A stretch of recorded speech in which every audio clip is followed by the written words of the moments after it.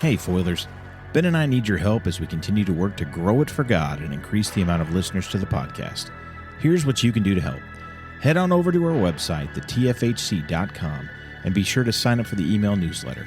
Doing so will make sure you get content as soon as it's available.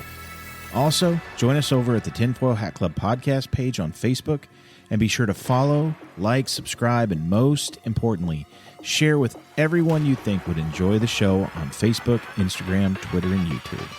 Thanks for being fantastic and for all the love and support. Now, back to the show.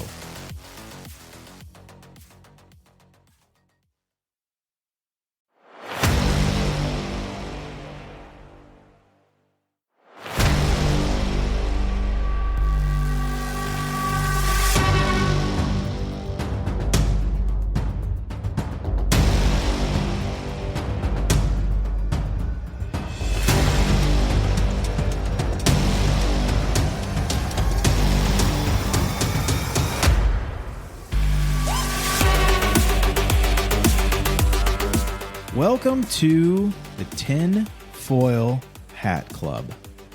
My name is Kyle. And I'm Ben. And thank you for joining us. We're very excited to begin this journey. So Ben and I have actually kind of talked about doing this now for a few weeks. The idea for this is a little bit older than that.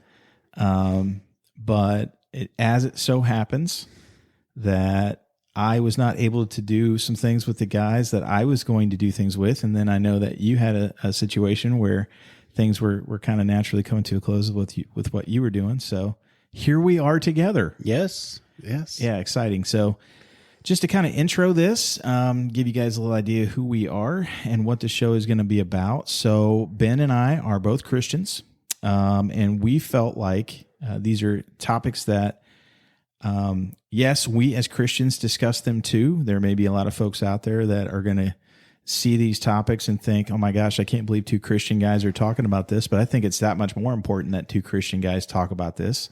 So all these crazy things that we're going to talk about, and some of them range from, what did I say earlier, ethereal to spiritual to dimensional to conspiratorial to anything you could dream of. So aliens, Bigfoot, the Loch Ness Monster. Now, I don't know if we're going to get into that or not. We'll figure it out, but we've got a whole slew of things on tap that we're going to talk about, and we're going to come at it from what God has to say about it. But for starters, Ben and I had discussed, and we are going to start off with the Book of Enoch. I love this book. Yeah. It's a really good book. So I think, as you and I discussed, it's so important from the baseline for all this stuff we're going to talk about, because of this book being so important from the spiritual aspect of things and really the backstory of who we are and where we come from. Yes. And you are not going to find it in your traditional Bible. You're not going to find it in any Bible, traditional or other. So no Apocrypha is going to have it in there, except for the Ethiopians and Eritreans. Did you know that? Yes, that's crazy, isn't it? The Jewish Tewahedo Bibles still have the Book of Enoch in there, and that's it. That's the only place you're going to find it. I'd love to get one of those, but reading it, I don't think I could. Yeah, I don't know. It's different language. It is the Ge'ez, I think is how they pronounce it. I think it's Ge'ez. So anyway, see, it's all Greek to me. It's Ge'ez, Ben. It's not even Greek. So yeah, so this is really what this is going to be about. And for those of you that don't know the story, buckle up, because this is pretty heavy duty. This is actually going to be referencing Genesis 6:4 is the place where this story emanates from in your Bibles. And there is a lot to unpack here that is super cool. So let us begin. Yes. You put me on the spot there. I can go. If you don't want to go, I don't care either way. My favorite thing, Genesis 6:4 is just amazing for the fact that it's a couple sentences, and then the writer Moses moves on to and let's go somewhere else and discuss. Yep.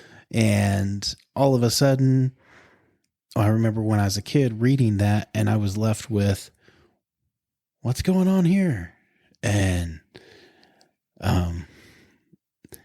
I was just could not believe what was going on with the Nephilim and what happened there. And it said, and after that, well, I'll jumping ahead or I'll go ahead. We're going to jump all around. It's all good. Because it was there 6:4. Then it said also after that, after everything has happened. And for those of you that are at home that don't have your Bible, it was pre-flood, then post-flood is everything that happened and some wild, crazy Lord of the Rings type stuff was going on at that time. And that's what I love about that. My dad, there was like 2 books that my dad would always reference would be The Lord of the Rings and the Bible. And he would always reference those books. And he only had old versions of Lord of the Rings, small print, I couldn't read. You can't read them anymore either, so don't feel bad. No. You can't read them anymore either. Oh my goodness! So that's growing up when I was a kid. That's what we had, and it was great knowing that my father talked about this stuff with us. And not a lot of I talk about it with my kids, and not a lot of people talk about this stuff, especially then when you get into Enoch, what it covers with the Watchers coming down, marrying women. Well, they kind of took whatever they wanted. Yeah. And married these women, had these giant babies. Enoch said they were 3,000 cubits. Do the math. That's huge. Yeah. Yeah, there's some of that in there. So just to dive a little bit more into the backstory here. So the way that it's referenced in there is very brief. It's very, like we've said a couple times now, Cliff Notes style. Yes. Right. Where you talk about it's the sons of God coming down and basically intermingling and having children with the daughters of man. Now, one of the things to note in here, what is commonly taught in seminary these days, which is wrong. Yes. Dare we get controversial right out of the gate. So forgive me if we turned you off and you've been through seminary and you were taught this. It's not wrong. And come find me and we'll sit down and I will give you all the evidence you're ever going to need to change your mind. But what is commonly taught in seminary, that passage where it talks about the sons of God intermingling with the daughters of man, sons of God, I think references Seth's, or was it Cain's? I can't remember which way it goes. Seth's, wasn't it Seth's sons married? Seth's sons intermingling with Cain's daughters, Yes. I think, or vice versa. And talking about, obviously, Cain killed Abel so that he has this marker of sin on him. And then somehow you get through this where there's this huge curse on Cain's line and how dare they intermingle with the pure line of Seth and all this. It's wrong. Let's just put it that way. Yes. It's incorrect. And the book of Enoch, along with other texts that we will and will not get into, maybe on this show, but we're going to get into it. We're going to shy away from nothing. It talks about very clearly what that passage is, and what it was several hundred years after the events in the garden. So we have the Garden of Eden, sin, they get kicked out of the garden, we're carrying on. God sends down a couple hundred angels. I don't know that it ever says specifically how many angels. It's kind of, maybe you could do the math on it. It's a little fuzzy, but a lot of angels. And angels have a hierarchy structure just like we would in the military. Think of it like that. Yeah. Or, however you want to think of it. There is a hierarchy structure. And the angels are referred to as the watchers. And the watchers are sent down from heaven to earth to help guide mankind. Obviously, mankind sinned at this particular point. We've gone astray, and God sends the watchers down. They have celestial knowledge that men do not have, and they are to use this knowledge to help guide us and shepherd us on the path of righteousness. And so we help curtail the sin. And that's not good enough. When the angels get down here, they actually see that the daughters of men are very beautiful. And this is actually stated in there. And they decide that they're going to have intercourse with these women. And then they have a race known as the Nephilim. And the Nephilim were the giants that Ben referenced. So just to kind of quickly catch you up to speed on where we are now. Now, where this event took place was on a mountain, Mount Hermon, which still exists. It is in northern Israel, and is a place. What I found, to kind of backtrack a little bit, that and Enoch has said they taught them like cutting of roots, so they pretty much had to alter or give the women something to accept, to, like, I don't want to say alter their DNA, but something that would change it where they could actually have a child. Interesting. Yes. And so I'm going to throw a little bit of today stuff. Wouldn't that be equivalent to the GMOs of today and what's happening with people today and how people are changing? Go ahead. Go with that. Yeah. Let's do it. Why not? You know, because I sit and I look at like the younger people, like kids and things, and they change. They're like, well, I don't want to be this. I don't want to be this. I want to be that. And I think it has a lot to do with how they are pumping so many chemicals, different chemicals into foods and everything that we don't know what they're doing. I know I'm kind of going off topic of Enoch, but it is related to it. I think most things are. That's why we're doing this one first. It's amazing how everything comes back to this story. And this has been in the front of my mind because I don't want to say I work with kids, but I'm around kids a lot, like high school, junior high kids. And the fact that they change, I'm trying to be very delicate. Yeah, you're fine. Just go for it. And let's say they are born one way, but they want to be another way. What is causing that? And we, like with so many chemicals we're pumping into food, vaccines, chemtrails. You know, there we go. So I think we have that on the list too. We'll get there at some point. Yeah, this is what's coming to mind when I think of this book, is how evil things have gotten. Yes, and that's just the thing, is like, this story is so important for discussing that evil. Yes. Right? Yes. Because yes, we have the sin in the garden. We have the devil that was behind that, you know, but obviously we still made the choice as human beings to go along with it, as we do. You know, he never makes us do anything. It's always choice. Just like God never makes us do anything. It's always choice. But I think this story is even more relevant today than ever, maybe before. Oh, yeah. And that's just one small fragment that you just talked about, how it all ties back. Now, for you all listening, you know, you may be scratching your heads a little bit and going, my gosh, how did you get from there to what you guys started off discussing? And here's how and why. And this is something that Ben and I talked about that was really important for us to cover during this podcast, which is there is a spiritual realm out there. There is a spiritual realm, a fourth dimension, whatever you want to refer to it as, that is very, very, very real. And I think it's becoming more apparent every day, even by some people who aren't necessarily believers per se, that realm exists.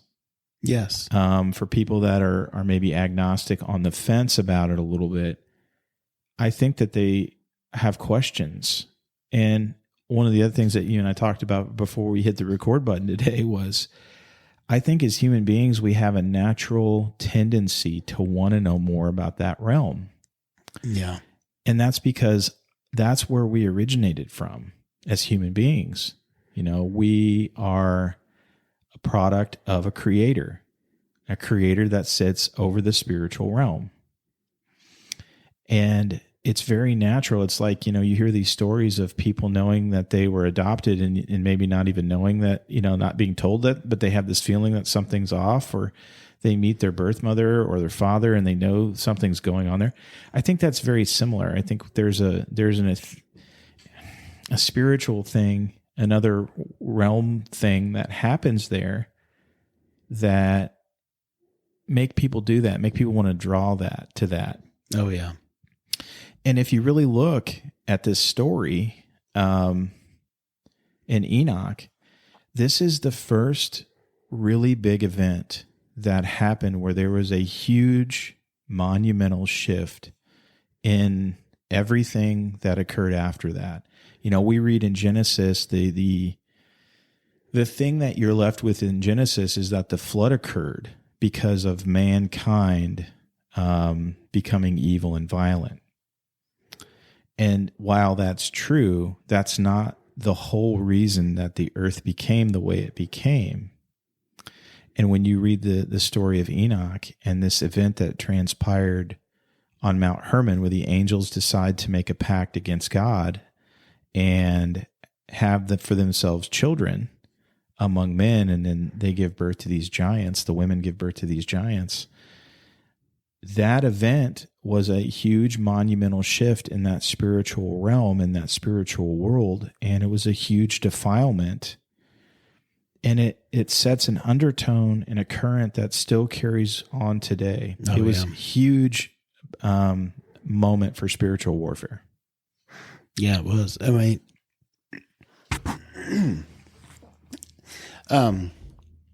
one thing that I think about quite a bit is the fact that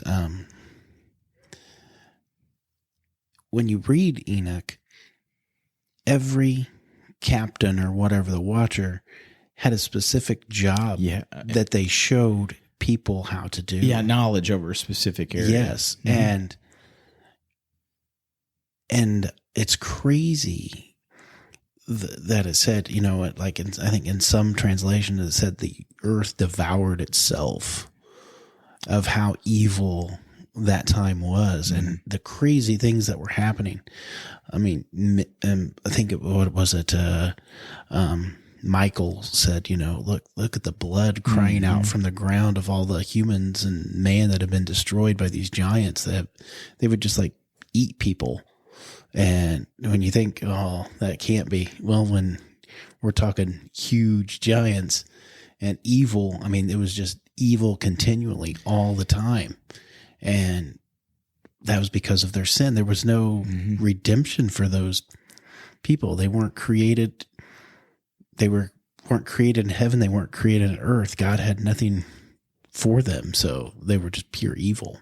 What's the famous painting where the giant is basically holding the man and he's like biting the head off the man? Oh yeah, I can't. You know what I'm talking about? Yeah, I just had the imagery pop in my head where you were when you were talking there, and I think a lot of that stuff, the crazy stuff that we think about, like minotaurs and all of these kind of mythical creatures, or we see these paintings or whatever, they all came from somewhere. Yes, right. And I think at some point, a lot of these things were real, because as we kind of continue the story in Enoch, and we want to encourage everybody that's on here, please go read for yourself. Yes, Ben and I are going to have our opinions on all these things, but I think the thing that we would share between both of us would be like, hey, go read it for yourself and formulate your own opinion. So we have these children, but that's just the beginning of the problem, because now, when you have these giants, well, what do you feed a giant? What do you feed a giant?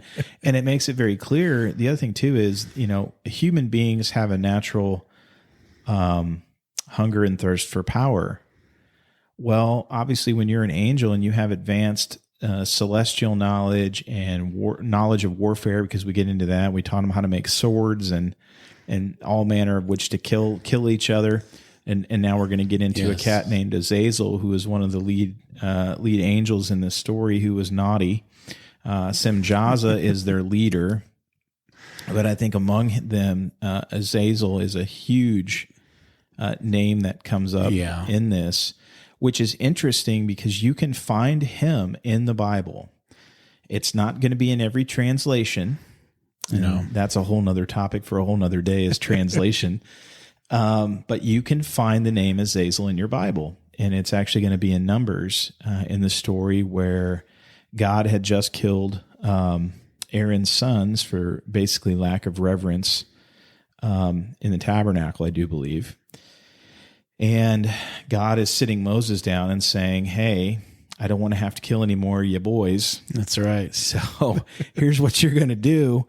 Aaron is going to go get a bull. It has to be his bull. He's going to sacrifice the bull. That's going to atone for his sins.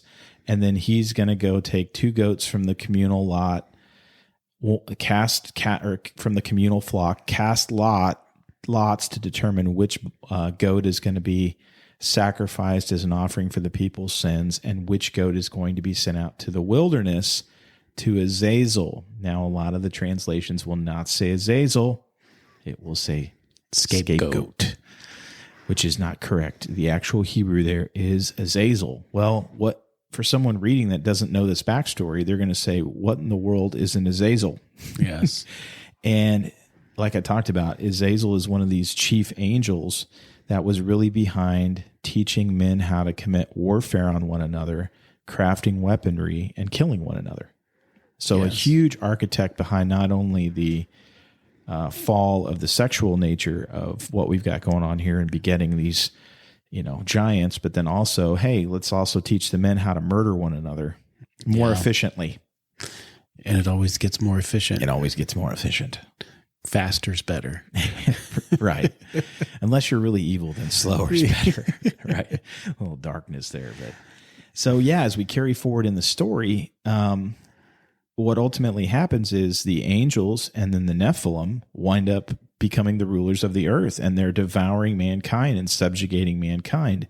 But it doesn't stop there. No. Because what you really read inside the text is you read that there is a defilement of, it has to be of animals as well. Yes. So, this is what I love. With, like you alluded to earlier, with every little bit of mythology, like centaurs, there's truth. Yep. There's always truth. And I'm a firm believer that there were half man, half beast creatures that, just because of the paintings and everything that was going on, like the lion. It's even, I think it is in Kings, the lion men of Moab, part men, part lions. I'm not familiar with this. Solomon subjugated them to help build the temple. Interesting. Yes. Which Solomon's another crazy character too. Mm-hmm. I'd love to cover all that stuff. But he subjugated Nephilim to help build the temple, and there's depiction of these big, tall guys looking like lions pulling bricks and things. Yeah, all the Egyptian stuff. Yes. When you get into there, it's always some kind of hybrid man-animal or hybrid animals of some kind. And this ties back into Genesis, because we see in Genesis, when Noah is given instruction on how to collect the animals, it's to collect them after their kind. Yes.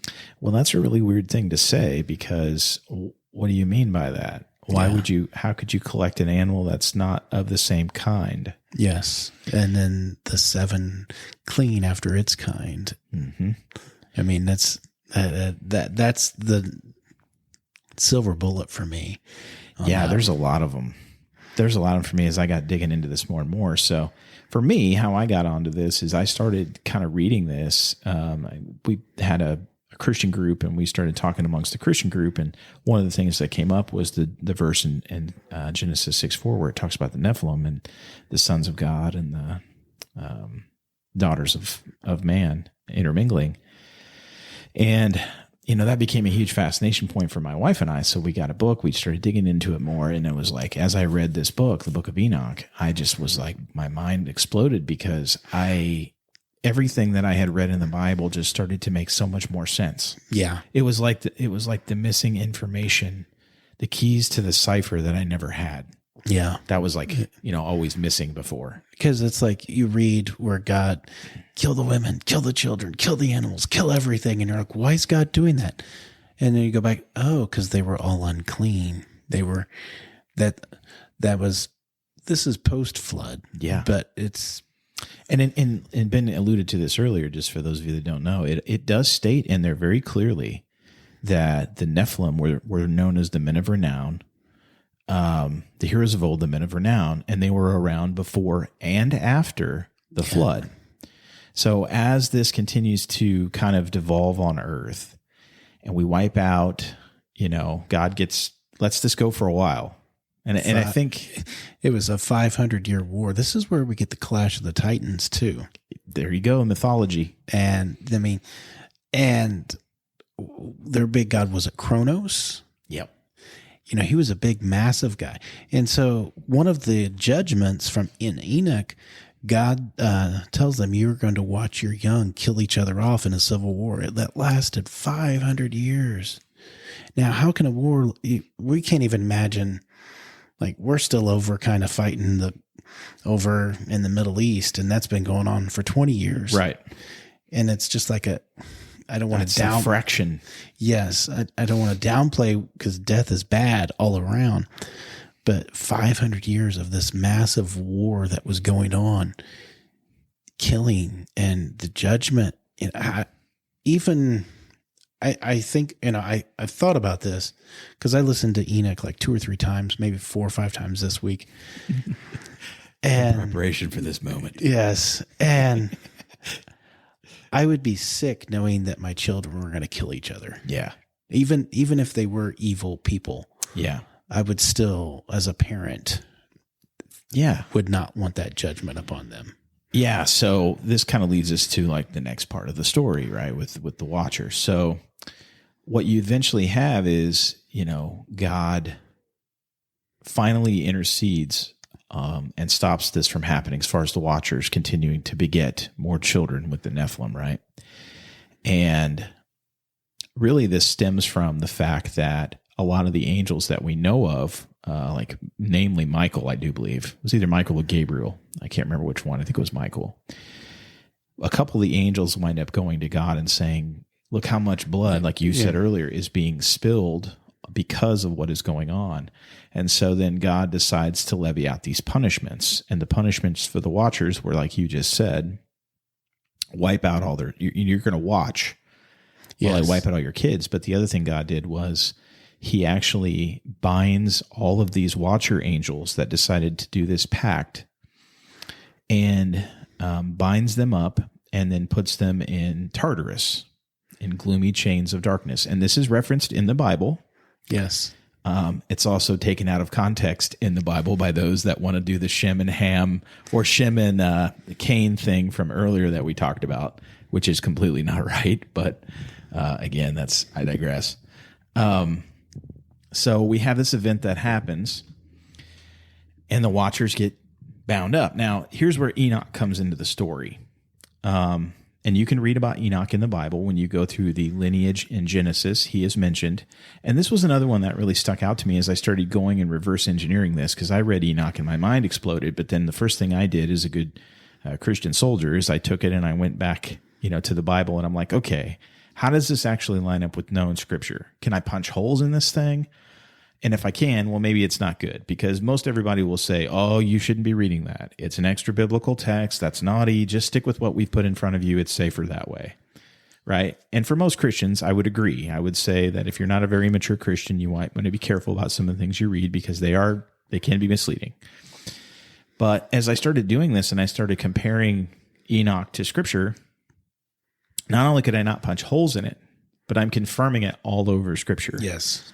And that's not just in the Old Testament, but multiple places in the New Testament. And for me, the silver bullet that you mentioned earlier, that something was very wrong and that this book has been deliberately left out. And that's a whole nother conversation of why it's been left out. But the reason it's been left out is because I think we deliberately wanted to hide this transgression. And I think it helps to cause confusion. And I think it helps to downplay a lot of things in the Bible. You won't understand it, and you will not understand the depth of it until you know this story. And it's so important to the nature of sin and the spiritual warfare that's going on.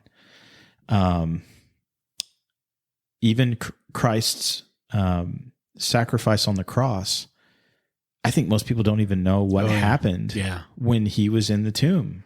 Yeah. And it all comes back to this story. So you have this cat named Enoch that obviously comes into the mix now. And Enoch is a righteous man. Again, you can read it in Genesis. And it's very interesting when you read the lineage of him, when you get to him in the Bible, it actually is odd because it breaks pattern and says that he did not die, but he was taken. Yeah. Because he's seventh generation, up until that point when you read, it's saying, this person had this child at this age, and then they had other sons and daughters, and they lived however many more years, and then when they were this old, they died. When you get to Enoch, that doesn't happen. He literally lived 365 years, and then it just says, and he no longer was around because God took him. Yep. He's just taken. He doesn't die, he's taken. And that's a head scratcher, because it's like, okay, why? And what you find out, the reason for why, is in this book. Yeah. He becomes the scribe of God. The way that I took it, and I want to hear what you have to say if you took it the same way or not, he actually is the one that is recording in the book of life all of mankind's transgressions. Did you take that from that way? I haven't even thought about it like that. I think it kind of alludes to that. See, I was thinking totally left field. I was thinking of another extra biblical, non-canonized book that's kind of, I'll say, taboo. Ooh. What book do you refer to, Ben? It is it's the Gospel of Pilate I can't remember the other dude's name, but it talks about the crucifixion. And was it the guy they released? Was it Barabbas? No, it was I can't remember. It was Pilate / somebody else. And but it talks about Christ going down in the tomb, and it referenced Enoch being like the dude. It was like I just pictured Enoch with long white hair, a white Russian, and some jellies, some jelly sandals. Yeah, that was on the witnesses at the end. The two witnesses. Okay. It said Enoch would be of the two witnesses. And some people can discredit that. You can read it. You can chew the meat off the bone, keep what you want, if you will. But that story goes along with Psalms and Peter. If you want to get a little bit deeper into that, you can, but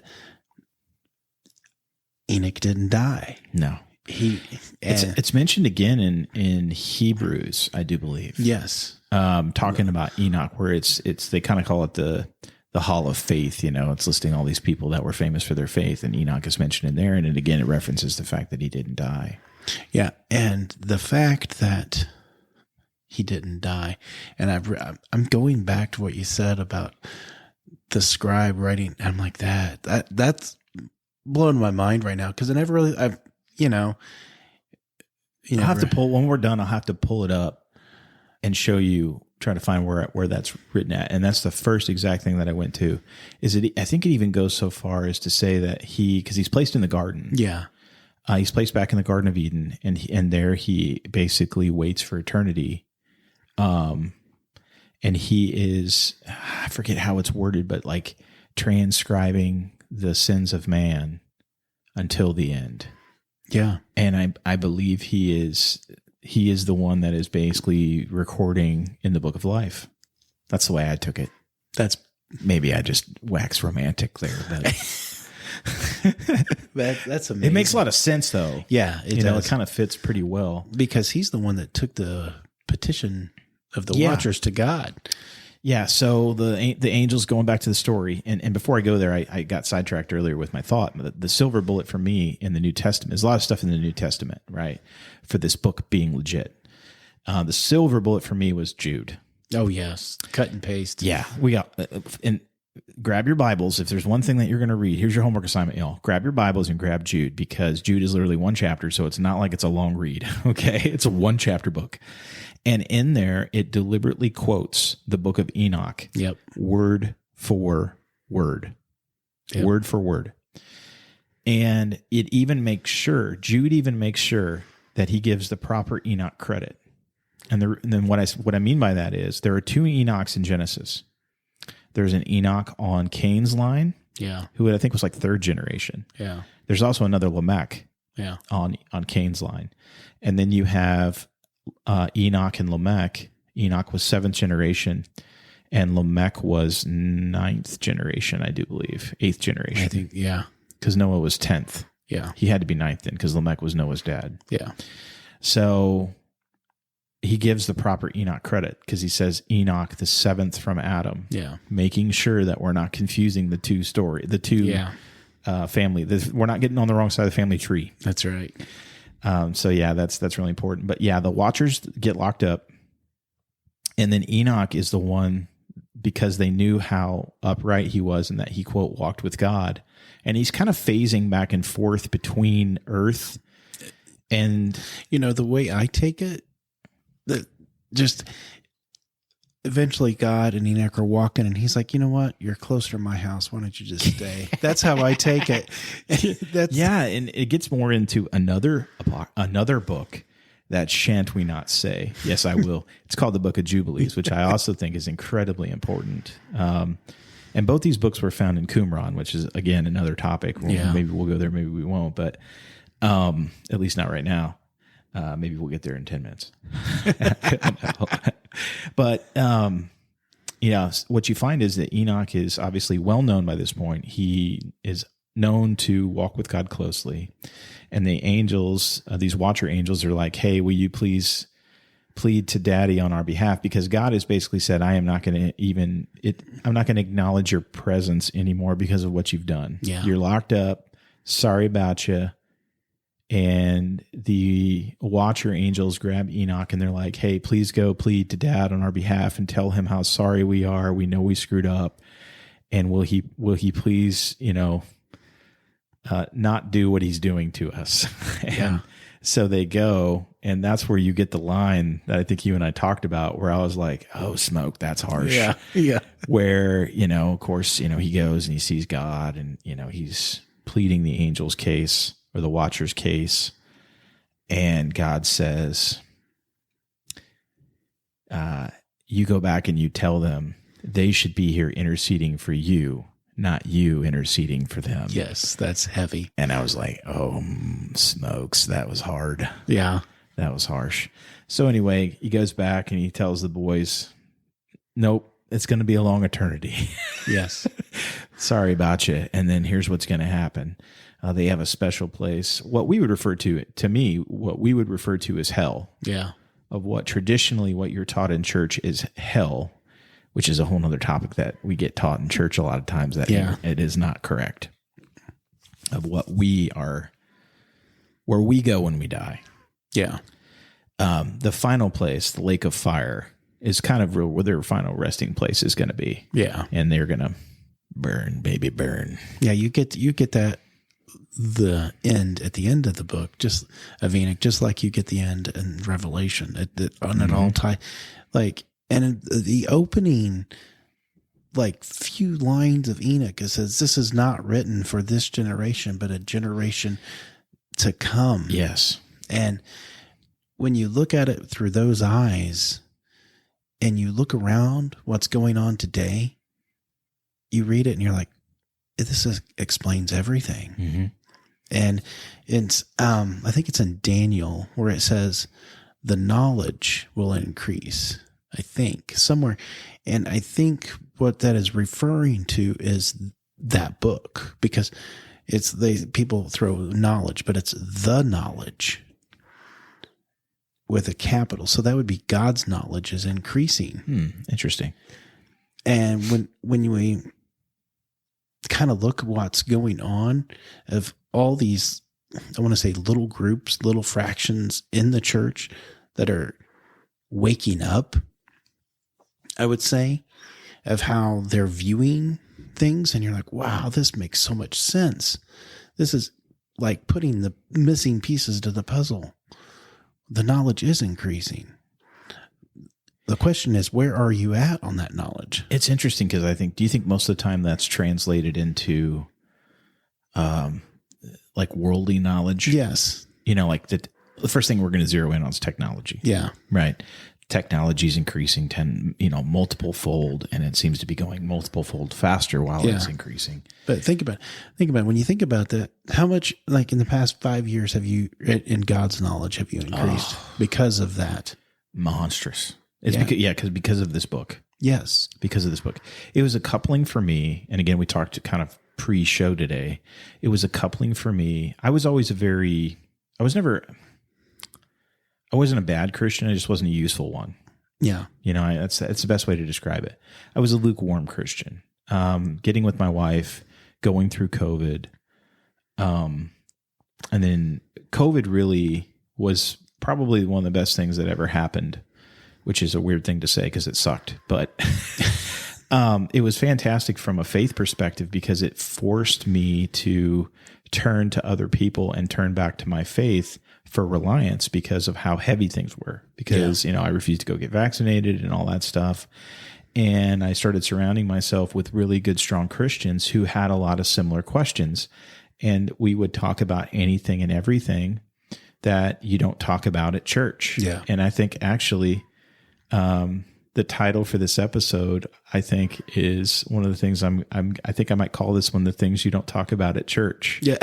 The things you don't talk about at work or church, because that's kind of what we would get into. And that's what kind of spurred me on in this interesting area of the Nephilim, this Genesis 6:4, and diving into that. And so books were purchased and off we went. And it was the first time in my Christian lifetime, it only took 44 years, 43 years, whatever, where I really had a hunger to know more about the real story of God and who we are and where we come from.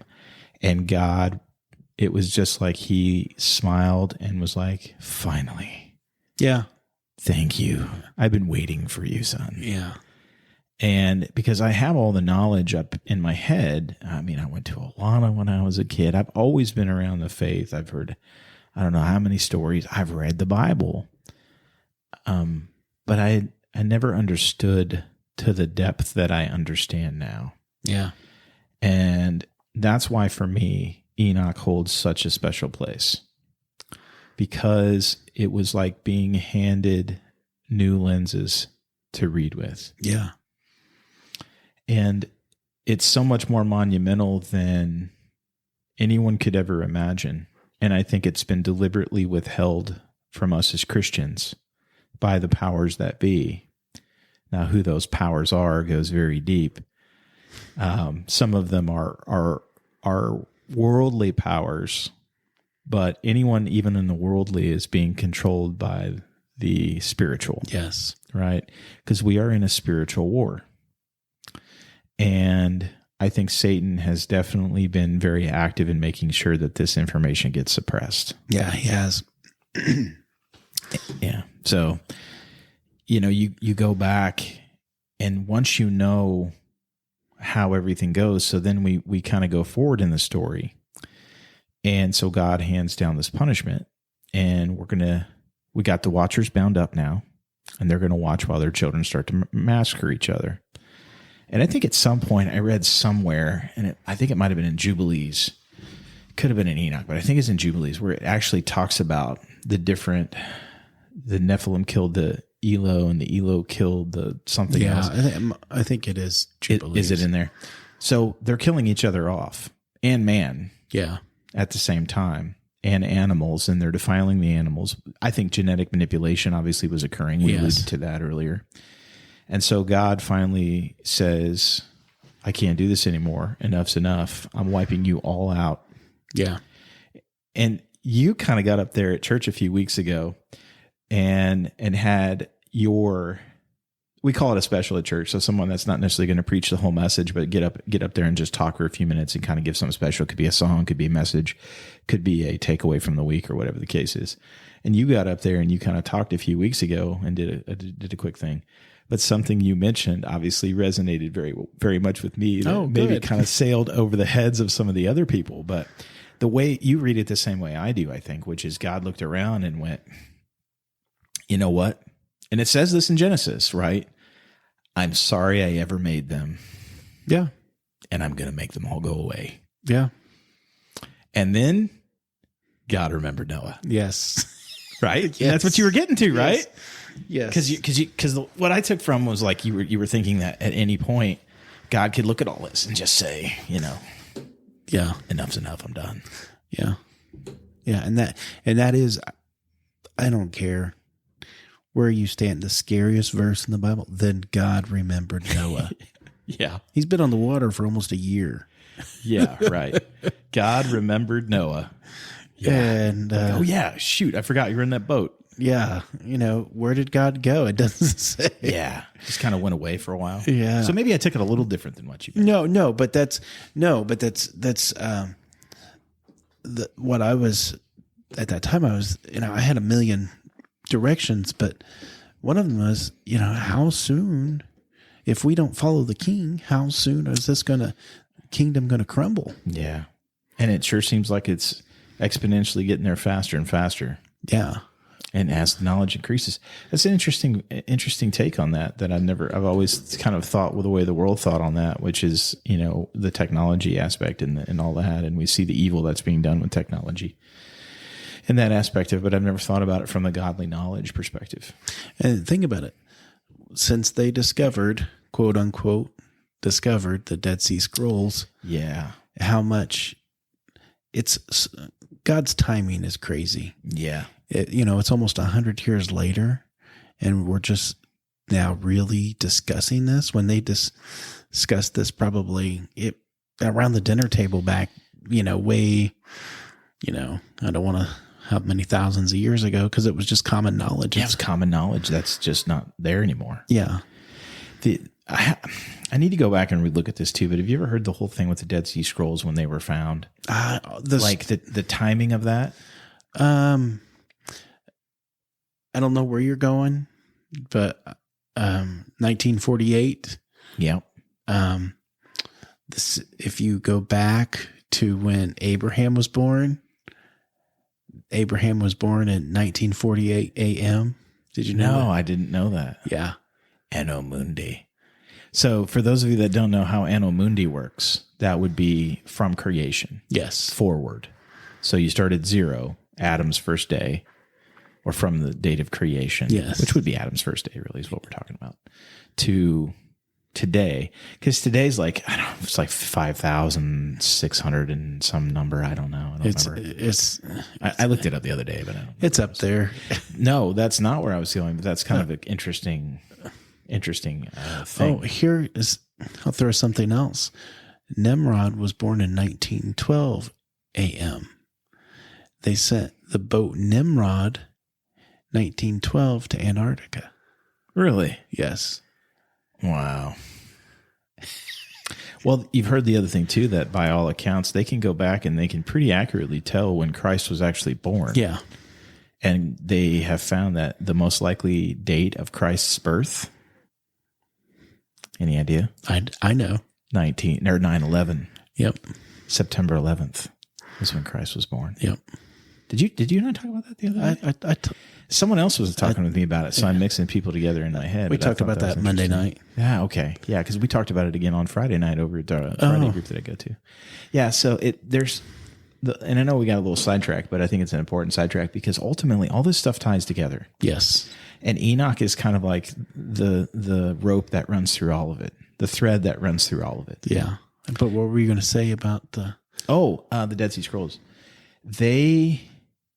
I want to go back and look, but I believe the day that those were found was within a few days of a United Nations treaty that was going to separate that area and was going to give it to Palestine. Yeah. And it was almost like God said, I want my books out of here now. Yeah, I never really thought about that. So, and again, I heard that, and I haven't gone back and really looked at it, but I'm pretty sure I did an initial glance, and it's pretty close at least. But they were that part of, because Qumran, for those of you that don't know, is literally located on the northwest corner. Corner is a bad way to say it when it's an oval, body of water, but the northwest portion of the Dead Sea. Yeah. Which is interesting because the traditional place for Christ's baptism in the Jordan is quite a few miles north of the Dead Sea. But I think he was actually probably baptized right around from Qumran, where the Dead Sea and the Jordan come together. It's not far. It's like a couple miles. The Dead Sea is not that big. Yeah. I mean, it's big, but it's not that big. I'd love to go. Oh, I'd love to go. Be crazy fascinating. I know. Another interesting thing about the Dead Sea, this goes back to Enoch even more. If they were to do an archaeological dig there, they would find when Abraham went to war with the 6 kings and 5 kings, it would be like a huge archaeological dig. It'd be like Lord of the Rings kind of. You would find all these skeletons and everything there. Really? Yeah. Wow. There's so much buried history there, and they find more and more of it all the time. Yeah. And the more they find, the more it confirms the biblical narrative versus the traditional accepted either scientific or archaeological narrative. Yes.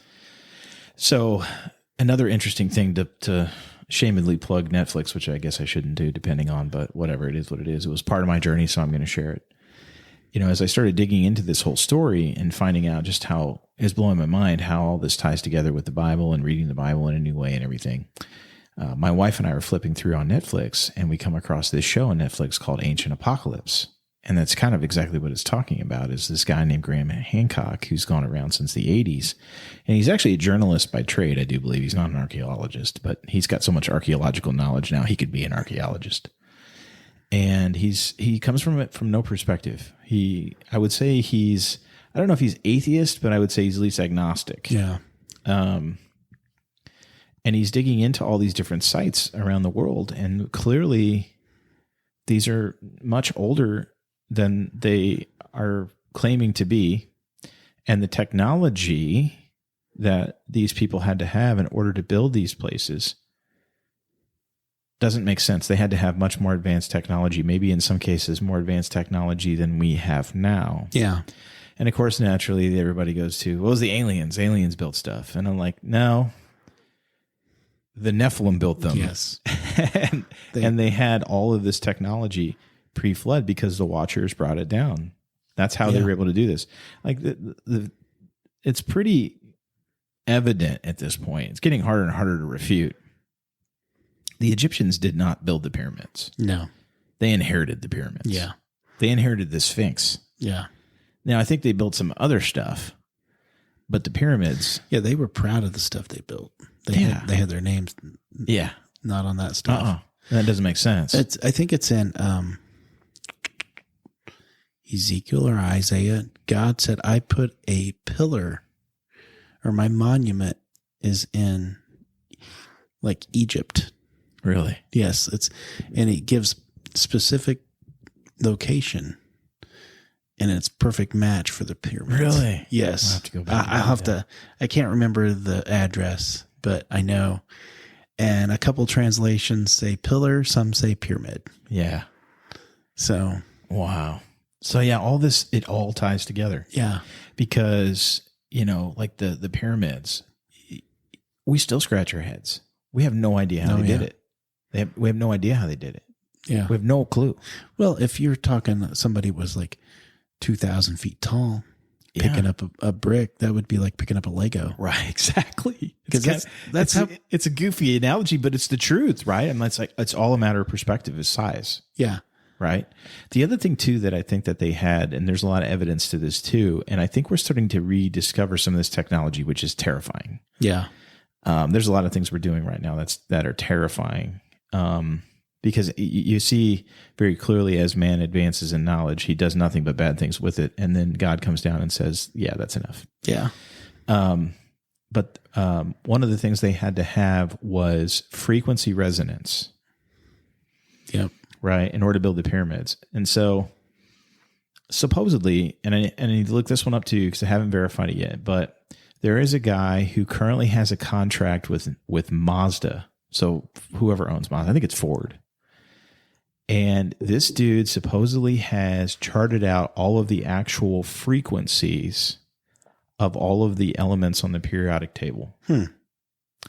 Because if you can tap into the frequency of whatever element, then you can manipulate it without tools, right? Yeah. And he has mapped out all of the frequencies of everything on the periodic table, and he's currently working with Mazda to literally build a partless engine.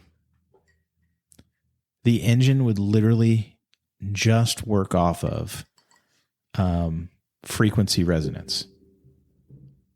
So there's no components in it whatsoever. So like a speaker.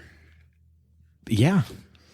So there would be no fuel. I mean, I don't know how this thing, like how you get it to do, like to start. I have no idea. But so I think that technology is out there, and we're probably going to see more of it.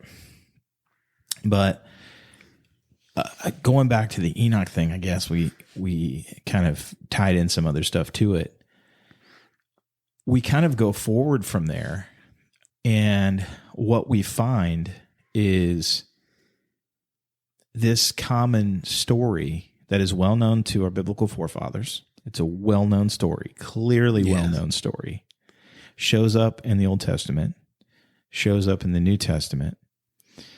And most importantly, I think this is the most important element of it. It shows up in Christ's life on the earth. Yes. This okay. And this is the good stuff. Yeah, oh man. Oh, go ahead. You want to go there first? Feel free, brother. Caesarea Philippi. This is the same place where they came down. Yeah. So this is for those of you that don't know, Caesarea Philippi, because we're not all geography majors, is in northern Israel. Okay, and it literally sits at the base of Mount Hermon. Yes, where the Watchers decided to make the pact to go take the wives and turn against God. Yes, and so this is probably the most important thing of Christ's ministry, next to the crucifixion, of the conversations that transpired from this. They're on Mount Hermon, Caesarea Philippi, whatever you want to call it, and he's discussing with the disciples, because there's all of these idols to all of these gods. In other words, all of the Watchers set up there. And Jesus asked, Peter, who do you say I am? And Jesus said, you're the Christ, the Son of the living God. Yeah, Peter says that to Christ, yeah. Yes, and what he did, that statement that Peter made it was like when those Watchers came down on that spot and Peter said that, it was like Jesus was putting his stamp as, this is my creation. This is mine. I'm reclaiming it. And that we discussed earlier, this kind of a rude thing, but it was like Jesus gave them, or Peter was giving them a hand gesture, sort of. The finger. Yes. You can say it. It's okay. the finger, pretty much, of what they did. The spiritual warfare finger. Yes. And that ties in to everything. I mean, man, I think about it, I get goosebumps. I really do, because it's amazing. Yeah, when I reread that story after Enoch, now knowing that what happened in that area. So again, Caesarea Philippi literally sits right at the base of Mount Hermon. Okay, and so that exchange happens with Peter, and And then Christ turns around and says to him, "Blessed are you, Yes. Simon," because his name was Simon, not really Peter, right? Simon, son of John, or Jonah, or whatever. From now on, your name is Peter, which means rock in Greek, I believe. Yeah. And on this rock, I will build my church, and not even the gates of hell will be able to stand against it. And now this really gets into an interesting moment in history. That's a huge moment in history. Yeah. Even today still echoes, because the Catholics take that verse and they think that means that Peter was their first pope. Yeah. Okay. But I do not believe that is what was really going on in that instance because of where they are. Yeah. Christ is saying, I am coming to, just like you said, reclaim this area. I am at the gates of hell, because that's what this area was kind of known as. Yeah. There's a lot more to this, because this whole area, the land of Bashan, this whole northern part of Israel was kind of a hotbed for sin and for worship of other gods, idol worship. Pan had an idol there. Pan is actually, you can still go to the temple of Pan. It is actually in Caesarea Philippi. They have excavated more and more of it, so you can get to it. And then the other thing too is being the place where the Watchers descended and did all this, right? Or went to and made this pact. The devil kind of took this as his home ground. Yeah. This is kind of like the home ground for Satan. Yeah. And so here you have Christ in the devil's home ground, in his turf, saying, I'm taking this back and you're not going to stop me. Yeah. And that had to absolutely just incense the devil. And which was the point. And that's where the middle finger comes in. Yeah. Because it's like, I'm egging, you can see Christ kind of like poking the bear with the stick, like, let's do this, bro. Because he's wanting him to kill him. Yeah. And I know that seems kind of crazy, but hang with me here, because there's so much evidence in the Bible to point to this, but it doesn't stop there. Because 6 days later, now there's an interesting split in the account here, because one book says 6 days and I think Mark says 8 days maybe. Yeah. But either way, just within a few days, we have the Transfiguration. For those of you who don't know the Transfiguration, they are in this area. They're in Caesarea Philippi, and it says they went up to a high mountain. The only one there? There's only one there. Yeah, the traditional place where they think that the Transfiguration happened is like several miles south and west of there, I believe. And it doesn't make any sense why it would be there.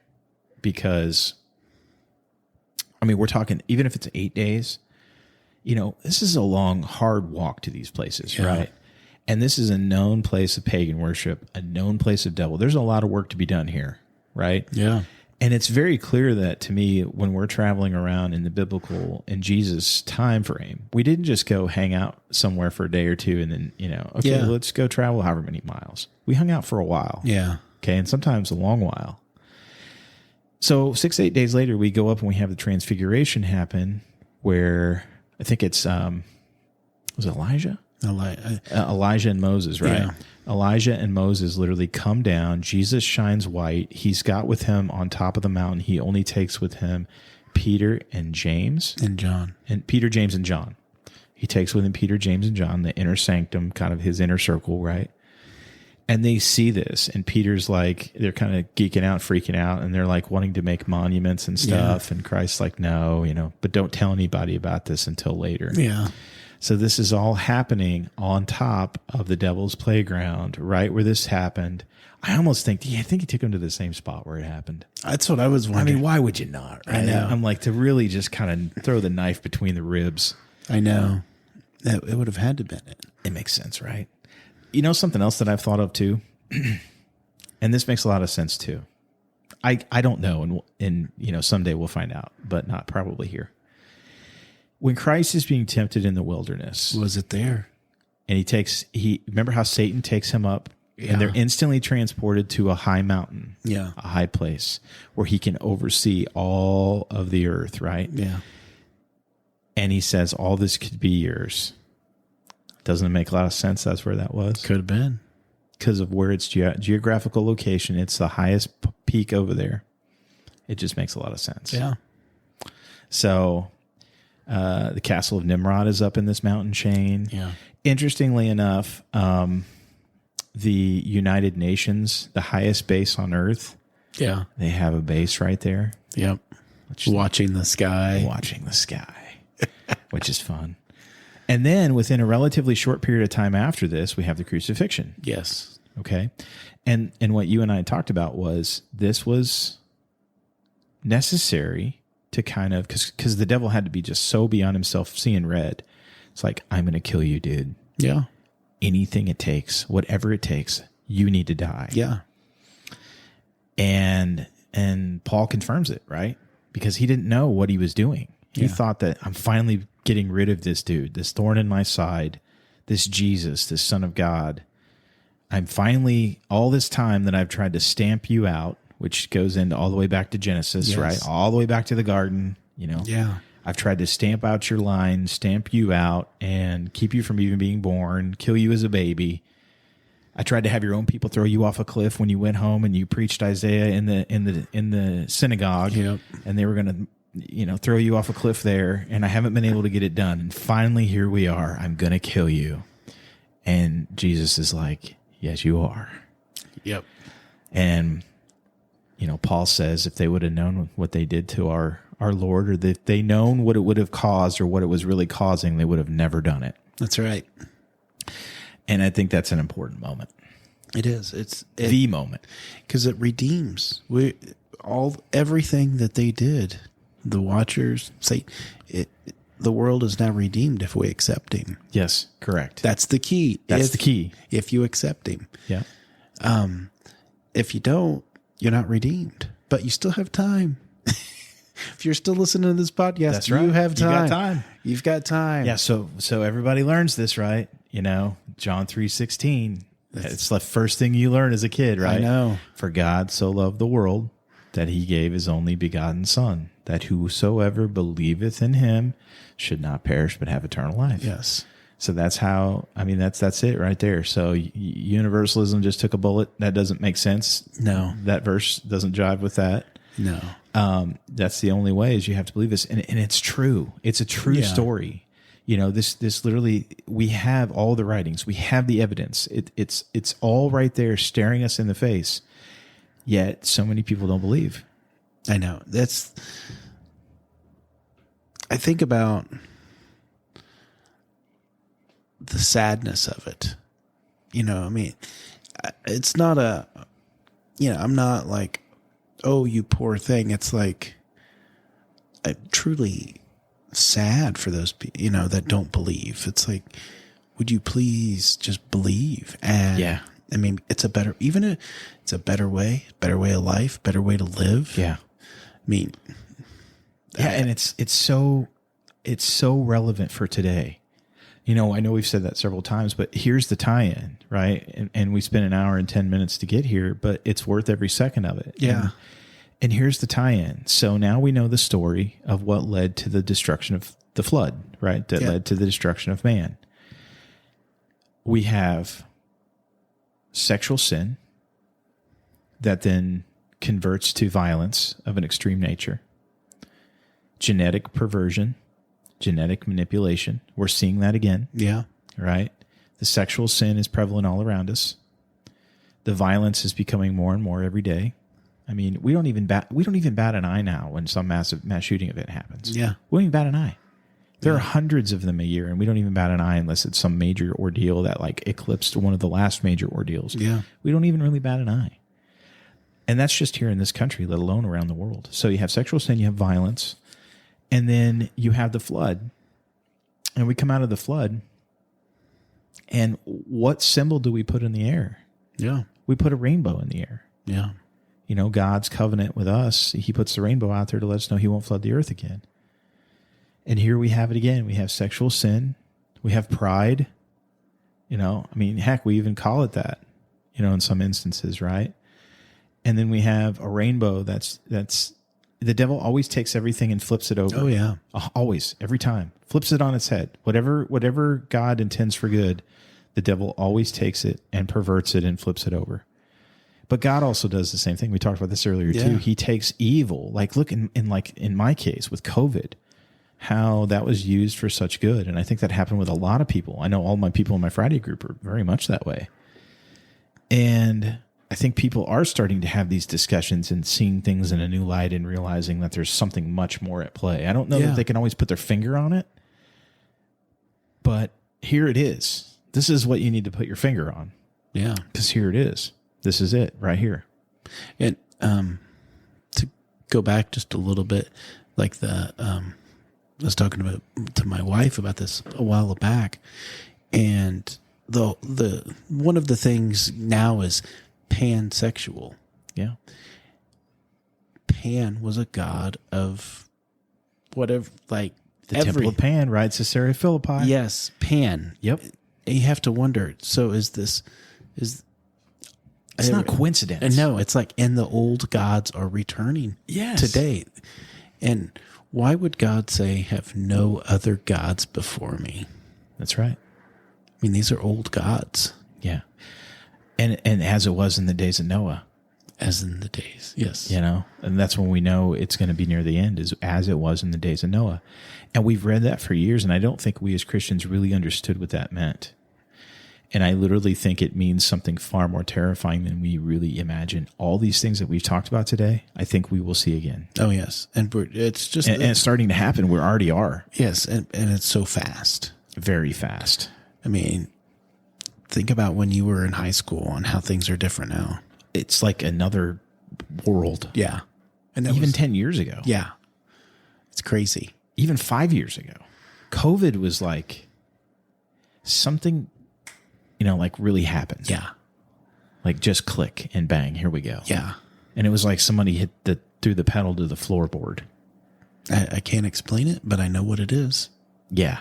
The devil is alive and well. Yes. Evil is alive and well. I can't explain how quick it happened. No. I think it's just an opportunity and we're all puppets. Yes. Like we are. We're just stuck in the middle of this cosmic war, this spiritual war, right? And that I don't want to make it dismissive to seem like God doesn't care about us, because he does. And we just showed you the reason why. I mean, he sent his son to die for us, to literally be tortured, which, I mean, people don't understand because of the way it reads on the page is pretty, I don't want to say dismissive, but it does not give the extent to the which Christ was tortured. Yeah. Like most people never even made it to the cross. Yeah. They would die during the flogging. Yes. From trauma and blood loss. Yeah. Let alone get to the cross. I'm like, and it probably better for them. Yeah.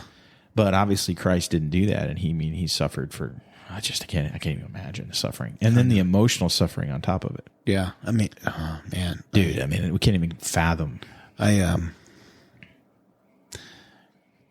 What fascinates me is the Shroud of Turin.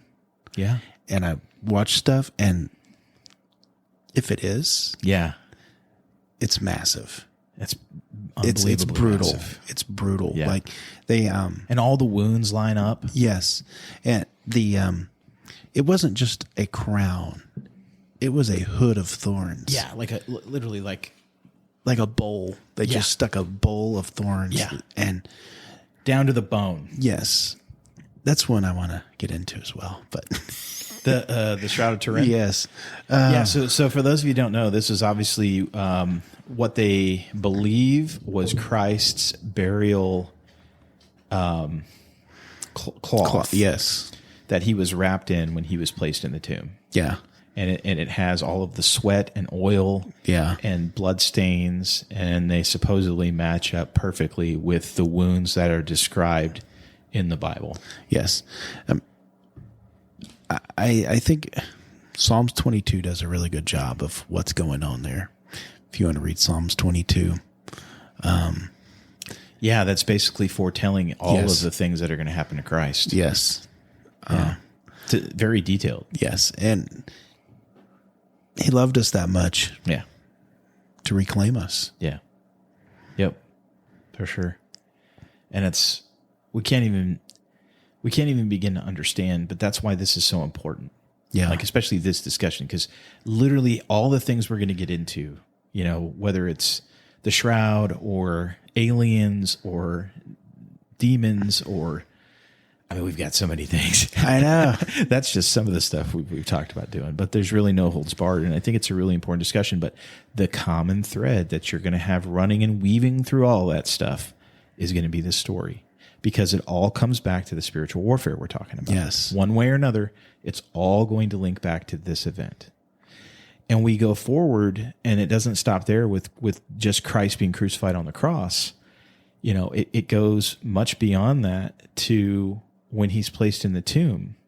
And this is the other thing too, that I have spent the last couple years now undoing bad dogma that I was taught as a kid, or not taught at all, because I think that it's either flies in the face of what you're taught in seminary, or they don't understand it because of what they were taught in seminary, like normal pastors, because they haven't done what we're doing and diving into some of these other books that are clearly referenced in the Bible, which is funny that they don't dive into them.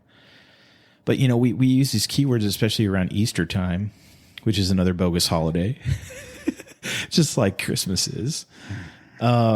Beasts feasts. Beasts feasts. Yeah, Easter is funny, just as a quick side note. What a complete and total pagan holiday. And what does it all tie back to? Nimrod. Fertility and Ishtar, and it's all sexual sin, brother. Yep. Sexual sin and violence. That's how every society before us has ever destroyed itself. Sexual sin and violence. Yes. That's how it always starts. And no, I'm gonna. That's all I can say. Yeah, I know. This is awful. This is terrible. Just the thought of where we've come. Yeah. And what I will say, the church really dropped the ball. Oh, yeah, absolutely. I mean, and I go to church, but the church dropped the ball. Yeah, and we're not speaking of like our church, because I think our church is one of the few places that doesn't shy away. I would say just in general. Oh, totally. I totally agree with you. I've said this. That's why I'm at our church. You know, just as a fun side note, Ben's dad is the pastor at our church, and you know, we left our church to come to this church because of, you know, the fact that we're not strong at the pulpit anymore. We don't talk about this stuff. You know, we don't even talk about things in the world that are going on. You know, how can you not discuss the things that are going on and the evil? I mean, we have clearly today tied in this ancient story to everything that's going on today. Yeah.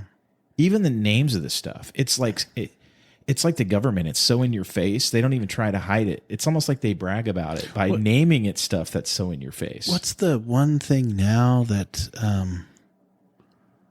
they inject you with? And I think it is called Satan. It wouldn't surprise me. And it's or Lucifer or something like that. And there's luminance. It's like one of the new scan chips or something. Are you kidding me? And even the it's like, you can't make this stuff up. You can't. It's unbelievable. I'll see if I can find that for next time and just show you. I mean, it's insane. Yeah. It's so in our face. It's deliberate. Oh, totally. Just like the whole Satan stuff, you know, like, I mean, we're getting into like open Satan worship now. I know. I'm like, you know, my former employer that I just left, one of the things near the end when I decided to leave was they were posting all over the place at how happy they were doing this photo shoot and all this video work and stuff with a band named Ghost. And the guys are open devil worshipers. I will say, when they came out, me and my boys listened to Ghost. Yeah. And I grew up, even though I grew up a PK, I still listened to secular music and things. It's because some of it's good. And so I was like, well, this is different. It doesn't sound like they look. Mm-hmm. And I was like, whatever. And our oldest son, he had a lot of their stuff. And he was like, you know, and he just gave it away. Yeah. He's like, he goes, I honestly feel like I can't listen to them anymore because he goes, they're evil. Mm-hmm. You know? And I mean, he was like, we had some of their special stuff, you know, ordered like albums and things. And it was like, I'm going to admit, it was like they had a cool groove. Yeah. You know, but when you find out what the undertone is. Yeah. And you're that's called maturing as a Christian. Yeah, exactly. And I didn't make him do it. I was proud of him. Yeah, that's a pretty awesome story. And so, but yeah, when you said ghost, I was like, holy crap. There you go, dude. I didn't know that. That's scary. Yeah. That's true story. And that's very prevalent, and it's all around us. You know, it really is. It's not even, he doesn't even hide anymore. Yeah. You know, it used to be he didn't show his face in the light because everybody would kind of like point him out and he'd have to run. But nowadays, man, it's like open season. It's like, hey, come on out and let's play. I want to play with you. I want to embrace you. And we are. It's just this line in spiritual warfare is becoming thinner and thinner by the day. Yeah. I mean, it's between the spiritual and the reality. Yeah. It's, I would say this whole spiritual kick, it's always been around, but secular wise, I would have to say it started, my eyes were kind of open to it when the show Supernatural started. I don't know if you... No, I never did. I know it's like, I think it's up right now doing like, you can watch it all. Yeah, we watched them. They were close. I mean, they were like spot on with a lot of stuff. Really? But it just blew up. And I think people watched that and it was like a lot of them went bad rather than with the good. Yeah. Because it was very blurred. The lines were very blurred, but it had Nephilim in it. Really? Yeah. It had like same concept, but just kind of reversed engineered of everything. Yeah. It's like when you get into a lot of the mythology, that's what it is. Yeah. It's so funny because the mythology is right. It's just, a lot of it's right. At least the structure of it's right. But what gets wrong is it gets flipped over. Yeah. And you wind up, the devil becomes the hero. Yeah. Like, they found a lot of these ancient, civilizations that they've uncovered too. And they'll find these stories in there where it's basically the same story that we have in the Bible, but it's just completely flipped over. Oh, yeah. Where it's God that's bad and it's Satan that's good. And God has usurped Satan. And, my thing now is all the Marvel movies. Mm-hmm. What are we doing? We're creating these super soldiers, super beings to fight someone that's going to come down to Earth. Yeah. And they're going to fight them. Yeah. So this is one of the things that we have written down to talk about too, which is predictive programming. Yeah.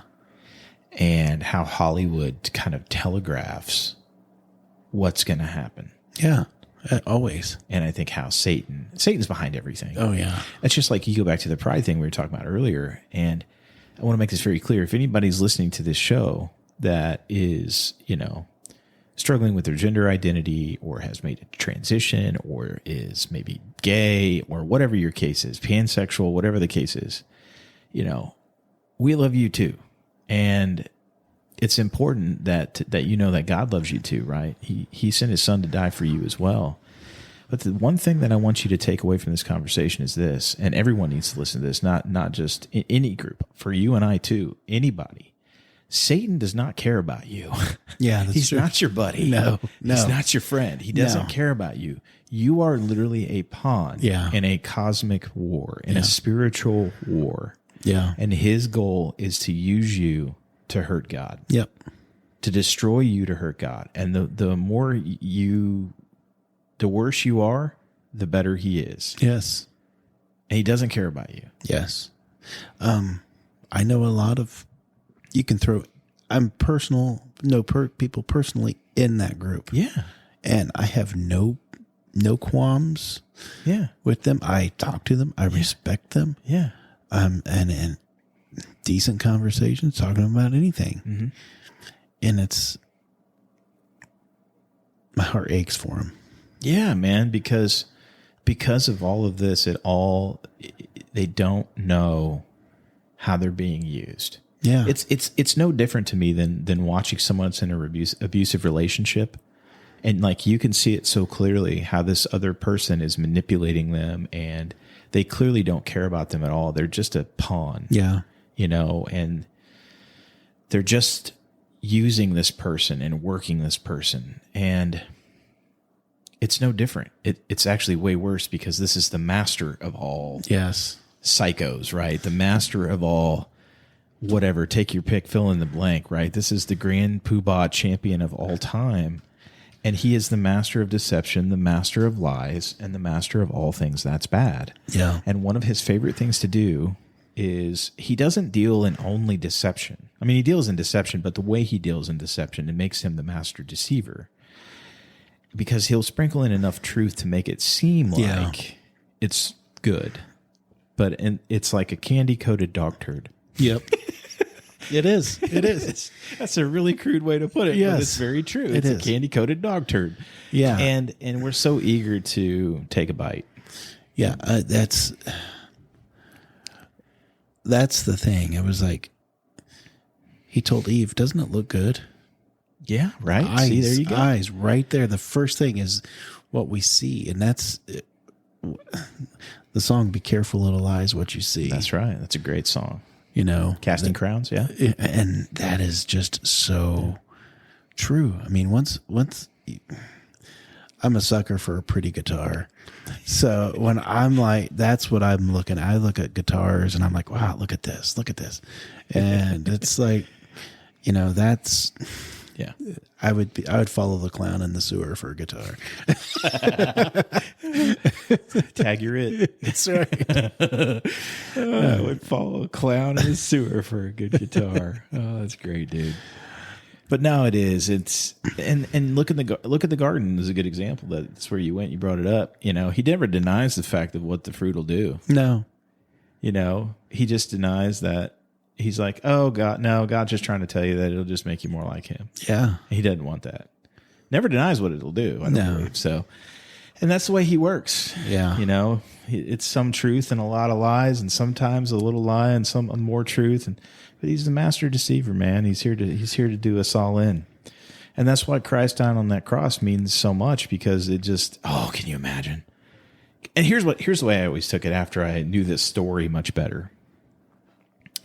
First of all, when Christ died and he was in the tomb, you know, we hear these sermons on Easter Sunday about how he conquered the grave, and you know, he had the keys to Hades and the keys to hell and the keys to the gates of hell, and you know, all these things, but then we never expound on what that means. No.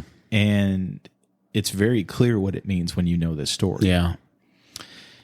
And it fits like a glove. Yeah. And you can see it in the text in the Bible of he went down to Sheol, or Hades in Greek. Sheol would be Hebrew, Hades in Greek, and set the captives free, right? Yep. The captives were the ones that were not in the torment side of Sheol. So Sheol is kind of two compartments, but the paradise side. Yeah. And you can see this very clearly outlined in the parable of Lazarus and the rich man that Jesus shared. And those folks were ushered to heaven. Thus you have the risen bodies that are showing up, you know, wandering around in Jerusalem. Those zombies. Right? We have zombies in the Bible. Who knew? So we talk about that stuff, or it's in the Bible, but we don't ever actually talk about it in church, which is kind of fascinating, because it's like, this is so monumentally huge. Yeah. But it doesn't stop there, because it also talks about Christ going make a, quote, proclamation to the imprisoned spirits that were imprisoned long ago during the days of Noah. And there's only one group of people that could be, and it had to be the Watchers to me. I think it was the Watchers. I think he went and told the Watchers, I win, you lose. I've undone what you've done, and I hope you guys are prepared for a really rough eternity. Is that the way you've always read that? Or do you think it was actually just the people in Sheol? I don't know. I never took it that far. Mm-hmm. It could be. Yeah. And there were bad people like Korah and his rebellion against Moses and got the ground swallowed them up. Yeah. It could be. Yeah. This specifically goes so far as to say the time frame of the days of Noah. Yeah. Okay. Which is interesting because it's like, why would you quantify that? Yeah. That's where for me I was led down the path of I think he went to Tartarus. I think he went to Tartarus, and I think he talked to the imprisoned watcher angels and kind of said, "Nana boo boo." Could have. You lose. And I'm sure he did exactly that. He used those words. Yeah. He was Nana boo boo.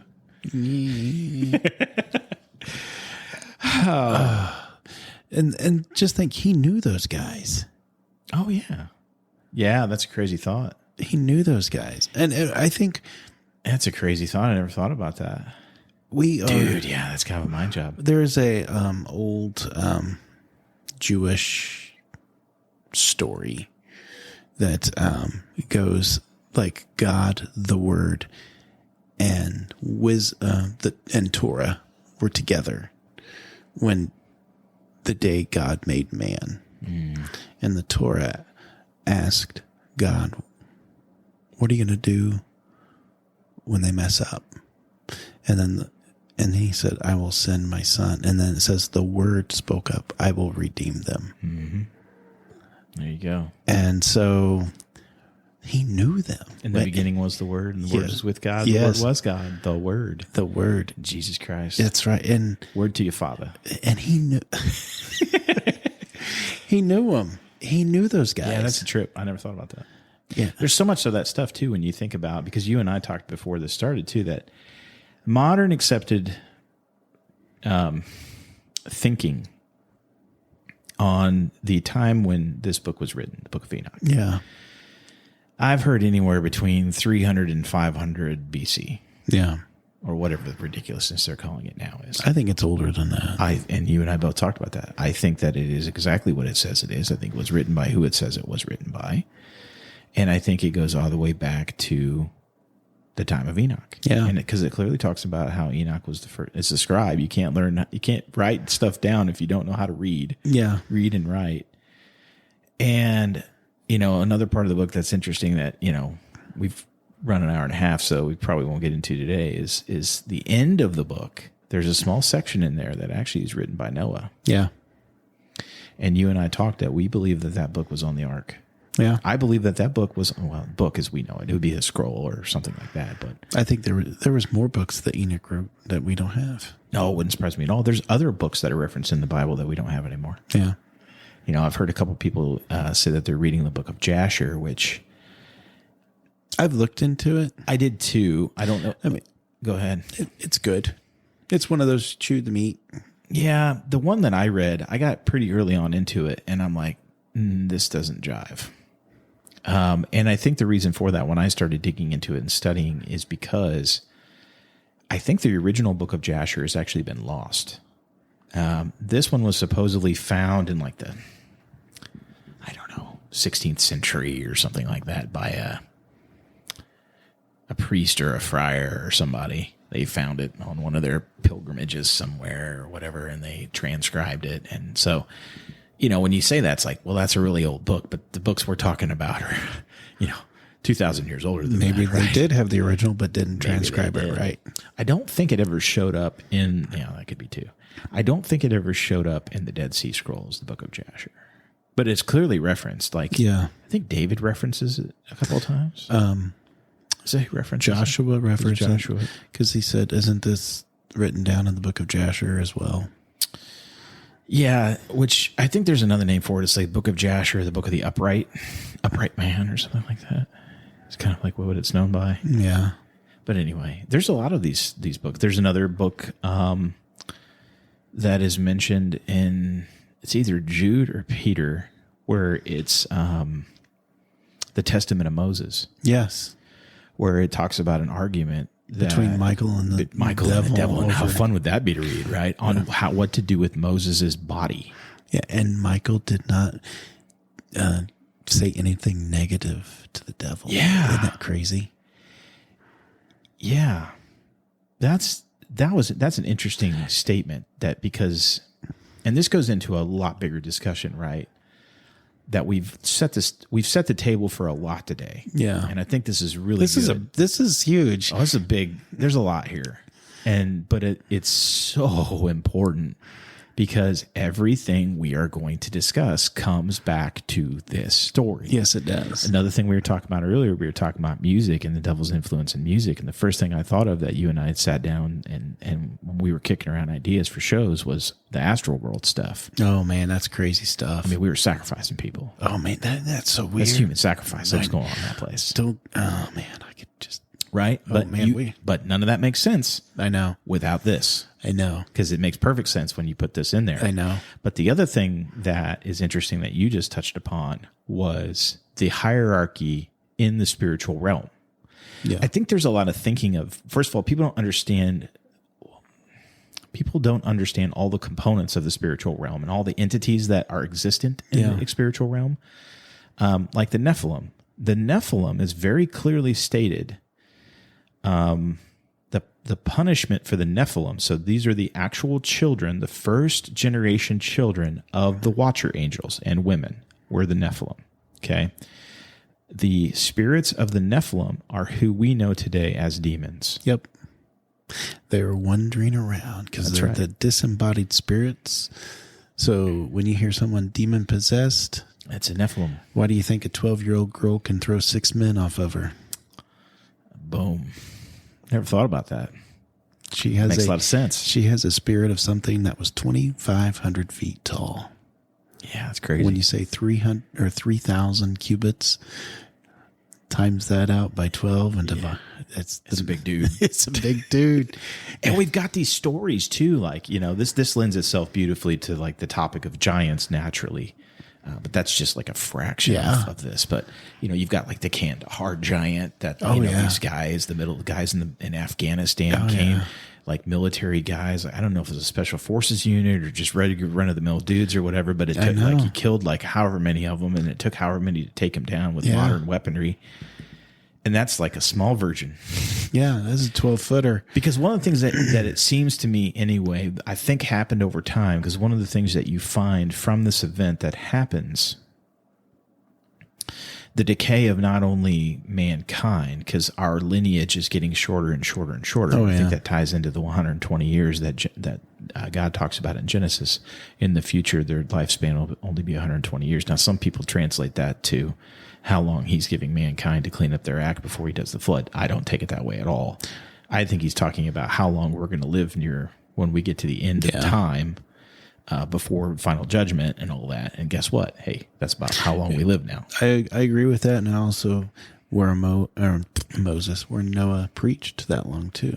Yeah, I've heard that too. And I'm not saying that's what God gave him, but the 120 years for us to live, yes. But God also, God gave Noah a command, and if you don't do God's command, what happens? There ain't going to be no more people. That's what's going to happen. But then you have these Nephilim showing up after the flood, right? And there's a couple different theories to that. For me personally, there's only one correct one. Okay, I'm going to let you go first. I believe it's one of his daughter-in-laws. Yeah, Ham's wife. Yes. It's the only thing logically that you can come back to that makes any sense. Yeah, because there's never any discussion of a second incursion, i.e. another event that took place that was similar to more angels turning and all that. It is the only thing that makes sense when you track back the lineage of all of the clans that wound up having Nephilim. Yeah. So she had to have some naughty DNA. Yeah. Kind of, it goes to the ligers and things. Yeah. Tigers and lions bred together. Those things are huge. Yeah. Yeah, they're kind of scary. It's like the on-off genes. There's some that are on, there's some that are off. Yeah, we're getting to the point where we can literally manipulate that stuff. Yeah. Which is scary. Yes. Very scary. As in the days of Noah. As in the days of Noah. That's indeed, sir. It's scary times. It is. Well, I think we've been an hour and a half, so we'll cut this one short. But this is the setup. As it was in the days of Noah is a good place to end. So we're going to have a lot more stuff to talk about. But this one is definitely the linchpin for everything that we're going to potentially get into. And as we talk about this stuff more and more, I think you're going to see the echoing of as it was in the days of Noah. And I think that is going to be a terrifying thing as we go forward. Yes, we need to wake up. Big time wake up. Yes. So, all right, guys. Well, thank you very much for joining us, and we will see you again soon here on Tinfoil Hat Club. Take care. Bye.